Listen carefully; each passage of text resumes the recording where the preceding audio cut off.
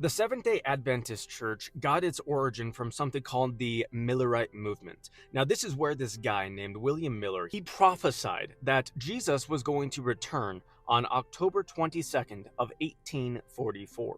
When he was very wrong, many people didn't actually abandon the movement. Rather, instead, they started to teach that he actually predicted something different to save him from being a false prophet. See, Jesus very specifically told us that if anyone is claiming to know the day or the hour, they're wrong, because Jesus himself said that no one will know the day or the hour that he returns, not even the Son, but only the Father knows. And we see that the Son gave up divine privileges whenever God incarnated. So God the Son, the Trinity is real. Whenever God the Son came to earth, he gave up divine privileges, taking on the form of a bondservant under the Father. But rather than them actually understanding and saying like, okay, this guy had a false prophecy, according to Deuteronomy 18, if you have one single false prophecy, then the Bible says you are not a prophet of God. You are going to be one of the minions of Satan. You are trying to deceive people. You are not actually a prophet. You should not be feared or exalted or respected in any. You are nothing. So instead of doing that, he said, oh no, I didn't actually say that Jesus was coming back. I said that that's the time that Jesus started to sit on his throne. It's like, okay, what about in the Bible, whenever it already expresses that Jesus is currently ruling and reigning upon his ascension to heaven? And that he's going to do that until he hands the kingdom over to the Father, whenever all of his enemies have been made a footstool under his feet. But the absurdness of that, for whatever reason, caught on and people started following with that. So the Seventh-day Adventist movement really kind of gained its actual foundation mark in 1866 when this woman named Ellen G. White, she became essentially their pope, where she started to write doctrine and prophecy and started to have all these different things that they put in equal authority to or above the Bible itself. So the Seventh-day Adventists, they stringently reject sola scriptura because they teach that she is above the Bible. And now with every single religion, I'm saying this according to the official beliefs of this religion. Of course, you're going to have people within that religion that don't agree with everything. So like whenever I'm talking about the official teachings of Mormonism, I'm not talking about what all the various intricate differences between the specific members of Mormonism believe. I'm talking about what the specific official documents of the church express as their theology, same as I'm doing with the Roman Catholic Church and the Seventh-day Adventists or the Jehovah's Witnesses. Or even like Islam for that matter. I'm going off of what the official teachings are, not on what people who don't understand the official teachings believe. So if you're a Seventh-day Adventist and you're watching this and you say, I don't believe that, then I'm not talking about you. You should learn more about your religion and then get out of it. Regardless, I'm getting a lot of questions because I'm doing this little series on these different religions expressing that they are or not Christians. So the Seventh-day Adventist Church, they are not Christian. They are a religion that is based on Christianity, but they have a false gospel. And if you have a false gospel, then that means you are not biblically Christian according to the Bible's definition of a Christian. So let's look at that, because they have something that they really hold to be super crucial in many different cases. And the primary thing is the Sabbath. They believe that the Sabbath is stingently Saturday, that it can only be Saturday, that it has nothing to do with anything besides Saturday. However, we see in the Bible that Saturday was the original date of the Sabbath, but the Sabbath itself was a foreshadow of Jesus. We see that God created the earth in 6 days, and on the seventh day he rested. So what they tend to do is have this really, really harsh belief where they really have to hold the seventh day, Saturday, as the Sabbath. And they go so far to teach one thing that is very bad and very heretical. They teach that the mark of the beast is to worship on Sunday. The official teachings of the Seventh-day Adventist Church says that if any religion does not worship on Saturday, they worship on Sunday, then they go straight to hell. Right to jail. But we know whenever we read the actual Bible that the apostles often gathered together on Sunday. And here's something that you really need to understand specifically is that they don't really understand what worship is.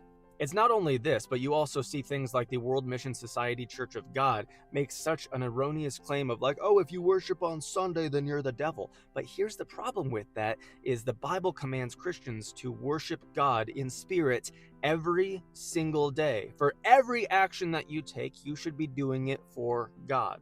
that whether you eat or drink, you should do all things to glorify your Father in heaven. We are supposed to worship God all day, every day, in every act that we do. And whether you gather on Saturday or gather on Sunday or Monday or Tuesday or Wednesday or Thursday or Friday does not matter. What matters is that you are gathering with other Christians, be that in an actual church structure or be that you're doing it in a different capacity. But in the earliest moments of the church, whenever there was heavy persecution against Christians, do you think that they only got together on certain days? Do you think that it was only on Sunday that they did this? Do you think it was only on Saturday that they did this? No, they were hiding. They were home groups because that was most of these little churches where they would go to someone's house to get together anytime that they could avoid being caught. They would get together in caves. They would do these things not on specific days, but in specific ways. They would go to these places and they would worship God together whenever they got the opportunity to gather. This is why the Bible says, do not forsake the gathering. You are supposed to gather with other Christians. It is very important that you do this. This is why you should be plugged into a local church, which is hard to find a good local church. But if you find a good local church, go there, attend it, become involved in it, do stuff with your church. I know it's hard to find good churches, and you're going to have to look. You're going to have to try. It's a very big trial and error thing where you're going to have to really commit to just go, and comparing what they say with the Bible until you find one that is actually Bible-based, and then stay there and be happy there. It took me a very, very, very long time to get to the point where I found a good church that is actually sound in theology, that is local to me. But since I found that church, I've been attending it every single week for the past 13, 14, 15-ish months. And that's the same thing that you need to do. You need to find that local church and you need to get involved in it. And whether they gather on Saturday or Sunday doesn't matter. But what the Seventh-day Adventists teach is that you must gather on Saturday or you will go to hell. Right to jail, right away. They don't teach that you are saved and justified by the finished works of Jesus Christ on the cross. They don't teach that it is by grace you have been saved through faith, and this not of yourselves, it is the gift of God, not based on works, lest any man should boast. They don't believe that, therefore, we conclude that a man is justified by faith apart from the works of the law. They don't believe that. Rather, what they believe is that you are on the verge of losing your salvation at every single moment of your life.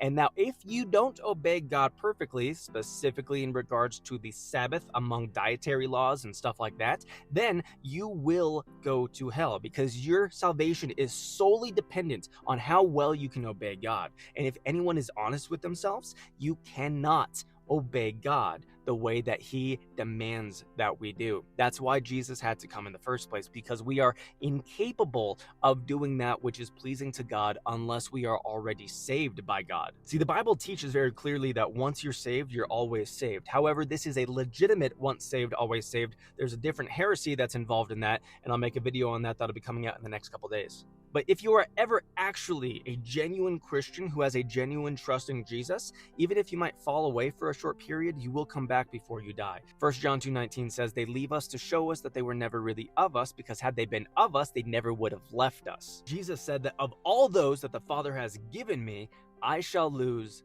none. So having your salvation be fully dependent on how good you can be and how well you can obey the commandments of God means that your faith is in you to do good enough. It is not in Jesus's finished works.